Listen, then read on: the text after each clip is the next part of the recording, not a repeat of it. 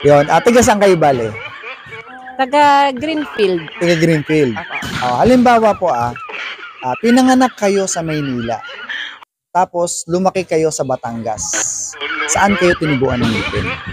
Sa Batangas siguro. Sa Batangas kayo tinubuan ng ngipin. Kayo po, saan kayo tinubuan ng ngipin? Kung tiga Maynila ka, sa Maynila ka pinanganak, tapos sa Batangas ka lumaki, saan ka tinubuan ng ngipin? Sa Bukal. Sa Bukal. Okay. Ikaw? Sa Dasma po. Sa Dasma. Okay. Yun po ang sagot nila. Pero ang tamang sagot po ay sa bibig. Okay guys, may na-front tayo.